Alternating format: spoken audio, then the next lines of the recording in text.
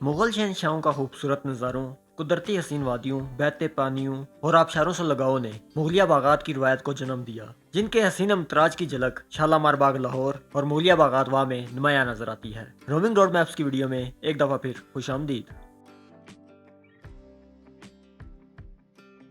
कहा जाता है कि कटर कबीला महमूद गजनवी की फौज के साथ अफगानिस्तान से आया और अटक का इलाका फतह होने के बाद यहाँ आबाद हुआ और आज तक इनका खानदान इसी इलाके में आबाद है। जलाल खान खटर ने हसन अब्दाल के पास कुदरती चश्मे के पास एक गांव आबाद किया और इस इलाके का नाम जलाल सर रखा। 1545 में शेरशाह सूरी की जरनैली सड़क इसी गांव के पास से बनाई गई। मुगलिया दौरे हुकूमत में शहनशाह अकबर ने अपने जरनैल और वजीर मान सिंह को 1581 में अटक के इलाके में दुश्मनों को दरिया सिंध अबूर करने से रोकने के लिए तैनात किया। जरनैली सड़क से गुजरते हुए मान सिंह को जलाल सर का हरा भरा इलाका बहुत पसंद आया, तो उसने यहाँ कुदरती चश्मे के पास एक तालाब, बरादरी और एक बाग तमीर करवाया। 1607 में मुगल बादशाह जहांगीर ने काबुल जाते हुए इस इलाके और बाग को देखा तो खूबसूरती से मुतासिर होकर बेसाख्ता वाह कहा। मुगलों की जुबान फारसी थी और फारसी में वाह हैरत के इज़हार के तौर पर इस्तेमाल होता है। शहनशाह जहांगीर का ये लफ्ज तारीख के औराक पर सबत हो गया और इस इलाके का नाम जलाल सर से वाह में तब्दील हो गया।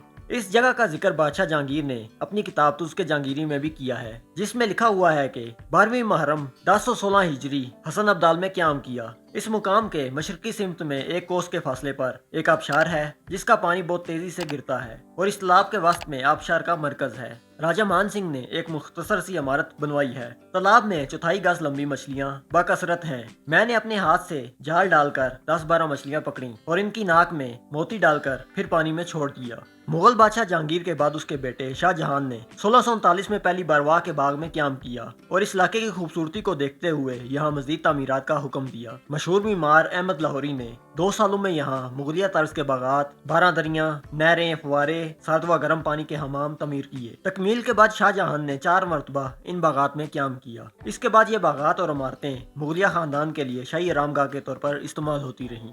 मुगलिया दौरे हुकूमत को ज़वाल के बाद 1813 में सिखों के इस इलाके पर कब्जे के बाद मुसलमानों की दिगर इमारात की तरह मुगलिया बागात वाह को भी शदीद नुकसान पहुंचाया गया। 1865 में अंग्रेज हुकूमत ने यह बागात और इसके आसपास का इलाका अंग्रेजों की खिदमत पर नवाब मोहम्मद हयात खान को इनाम के तौर पर अता कर दिया। हुकूमत पाकिस्तान ने 1976 में मुगलिया बागात वाह को खरीद कर इन्हें अवामुल नास के लिए खोल दिया। कुदरती चश्मे के गिर्द मौजूद बागात, बारादरी और तालाब में मौजूद मछलियाँ आज भी अपने हसीन नज़ारों के साथ खूबसूरत मंजर पेश करती हैं। उम्मीद है रोमिंग रोड मैप्स की ये वीडियो आपको पसंद आई होगी। मिलते हैं एक और वीडियो के साथ।